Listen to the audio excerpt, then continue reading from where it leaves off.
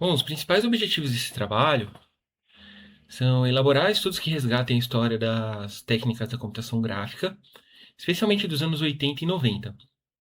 Nessa época, o hardware era bastante limitado e tudo precisava ser feito do zero, com linguagens como Assembly ou C, e sem o uso de bibliotecas gráficas como OpenGL ou DirectX, que são bibliotecas gráficas que facilitam bastante a nossa vida na medida em que elas nos fornecem todo o aparato tridimensional sem que a gente tenha que calcular as coisas do zero.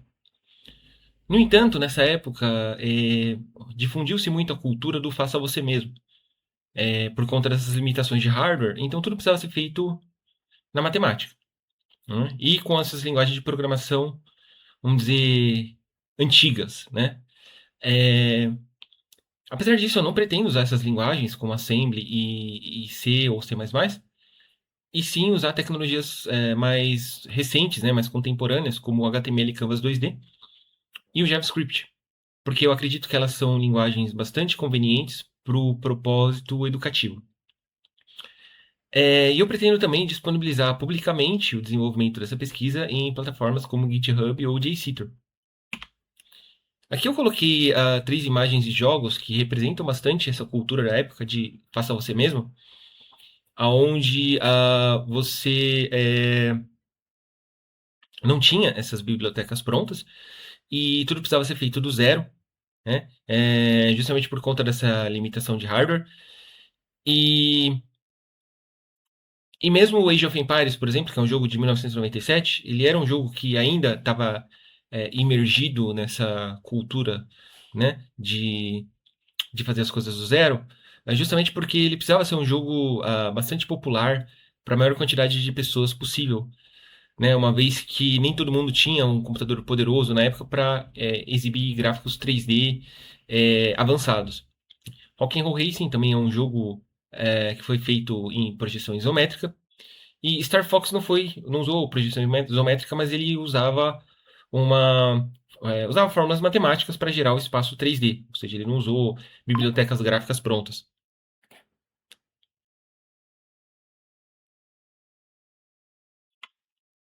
Bom, sem delongas, vamos iniciar aqui o nosso desenvolvimento com a criação de algo simples, um quadrado de um por um, né?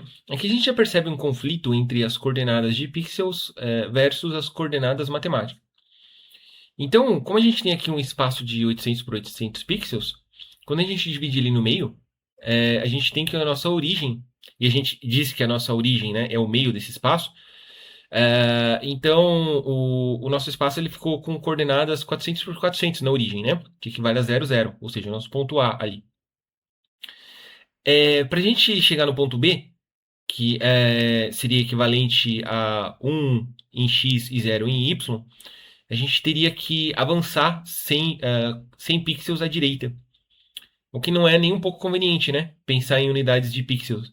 E quando a gente quer ir para o ponto C, por exemplo, a situação fica ainda pior, porque a gente precisa subtrair pixels de Y. Então, em vez da gente somar simplesmente um número, né? Por exemplo, a gente tem ali x 1 e y 0. Em vez de a gente simplesmente somar o valor de 1, a gente subtrai o valor de 100.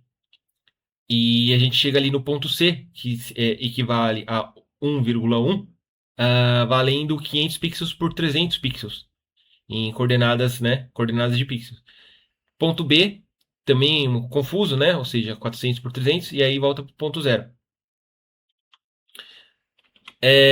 Bom, então eu decidi criar uma função que pudesse converter essas coordenadas e de modo que eu não precisasse ficar usando valores esquisitos, né? Valores estranhos em pixels, como 100, 200, 300, ou subtraindo pixels para que eu tenha coordenadas positivas em y. Então essa função, basicamente, ela pega ali o x-canvas e o y-canvas, ela faz justamente isso, né? Ela pega o centro das coordenadas, né? O nosso centro é representado pelos dois eixos vermelhos, e ela pega o valor que eu passo ali na função, né, de converter coordenadas e multiplica por 100. Então, dessa maneira, eu consigo usar coordenadas amigáveis. A gente percebe que ali no segundo trecho de código, converter coordenadas, que eu estou usando ali valores extremamente convenientes, né? Então, estou usando 0, 0, 1 e 0, 1 e 1 e 0 e 1. Então, essa função aí, ela nos auxilia justamente a gente poder criar objetos com coordenadas amigáveis. E aqui embaixo eu tenho o link para o resultado final, convertendo coordenadas, né? Se eu clicar nele aqui, eu tenho ele hospedado aqui no meu GitHub. Ou, se eu quiser, eu posso acessar a versão editável dele, que está aqui no JSetter. Essa versão editável, eu posso modificar os valores, por exemplo, colocar valor de 2 aqui, valor de 2 aqui, eu posso voltar em 1 aqui, em 1, posso, por exemplo, se eu quero setar a origem em -1 e -1, né? Então eu tenho aqui uma atualização em tempo real desse projeto que eu fiz, dessa função que eu fiz, justamente para poder experimentar valores. Bom, o próximo passo é criar uma projeção isométrica. E a função para criar essa projeção ela é bastante simples. Basicamente, ela vai transformar a coordenada em x numa diferença entre o valor de x e y, e a coordenada de y vai ser a soma dos valores de x e y dividido por 2. Isso daqui no nosso código fica da seguinte maneira. Ali, o que era o nosso ponto C, 1,1, ela vai ser transformada, né, o valor de x vai ser 1 menos 1, né? Desculpa. 1 menos 1, conforme a nossa fórmula, né? Então, em x, o valor vale 0 agora, no ponto C. E em y, é 1 mais 1 dividido por 2, que equivale a 1. Então, em y, ele continua sendo 1 também. No ponto A, não mudou nada, né? Porque como é 0 e 0, então 0 mais 0 é igual a 0, 0 mais 0 dividido por 0 menos 0 é igual a 0, e 0 mais 0 dividido por 2 continua sendo 0. No ponto B, nós temos que o x ele equivale a 1 menos 0, ou seja, manteve-se 1, e o ponto y é 1 mais 0 dividido por 2, que equivale a meio. E no caso do ponto D, nós temos 0 menos 1, equivale a menos 1, e em y vale 0 mais 1 dividido por 2, que equivale a meio. Aqui nós temos o resultado, o resultado da nossa projeção isométrica. Mas eu não vou alterar isso aqui agora. Bom, aí a gente vai adicionar o eixo Z, que ele pode ser adicionado de maneira bastante simples. E basicamente assim, a fórmula do x ela continua sendo a mesma, e a fórmula de y ela também é a mesma, só que nós subtraímos o valor de z. Dessa maneira, a gente tem aqui então a nossa função converter coordenadas, né? Continuou sendo bastante parecida com aquela outra, com a única diferença de que nós estamos subtraindo o valor de z.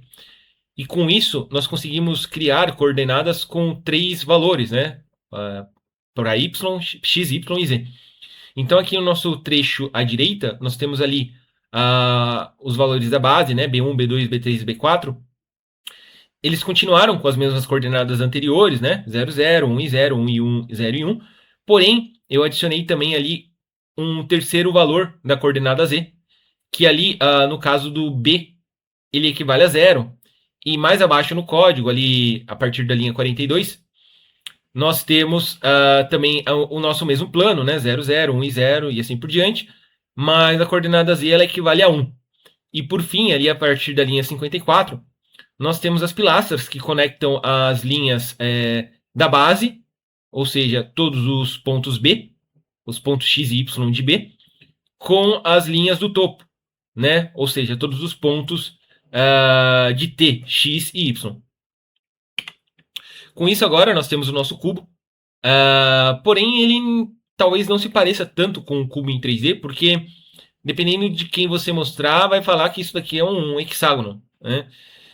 Um hexágono com seus vértices conectados.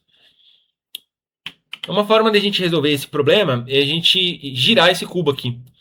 E a gente vai girar usando esse algoritmo de rotação, de animação de rotações. Esse algoritmo de animação de rotações, ele funciona da seguinte maneira. Ele pega o valor de x, multiplica por cosseno de θ e subtrai o valor de y multiplicado pelo seno de θ. Em y, a situação é parecida, mas é invertida, né? Ou seja, nós temos o x multiplicado por seno de θ somado a y multiplicado por cosseno de θ. Aqui a gente faz um estudo de caso. Por exemplo, a gente tem aquele círculo pequeno que a gente pode imaginar ali que ele seria, por exemplo, uma pedrinha, uma pedrinha presa a um barbante que gira em torno do centro, né? Ou a ponta de uma pá de uma hélice de um ventilador, por exemplo, que a gente quer medir. Ela começaria ali no ponto A, que equivale a 2 em x e 0 em y. No caso quando o ângulo é 0, o nosso valor de x ele vai ser x multiplicado por cosseno de 0, que equivale a 1. Então, ele continua sendo 2.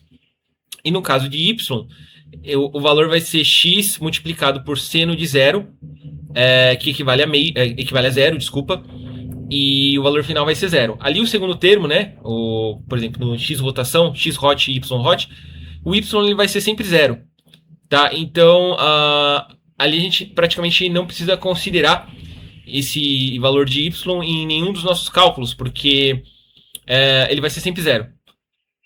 Bom, no ponto B, nós temos o x vezes cosseno de 30, que é 2 vezes 0,86, resultando em 1,732.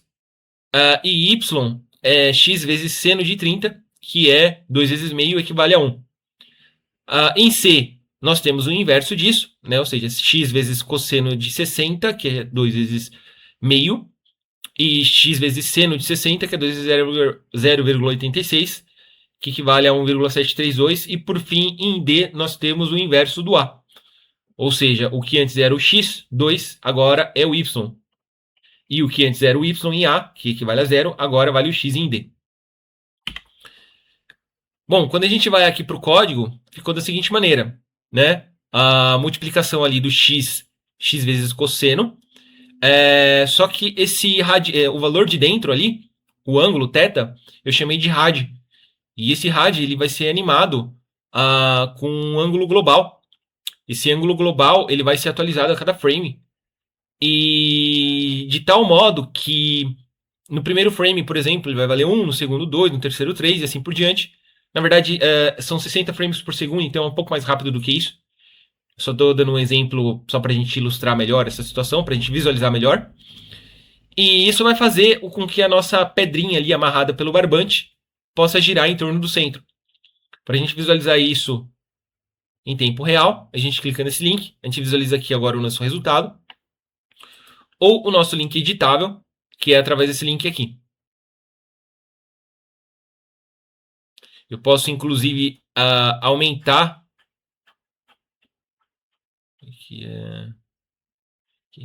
Eu posso aumentar a velocidade aqui para 10, por exemplo. Ou diminuir para 1. Mas eu vou deixar em 1.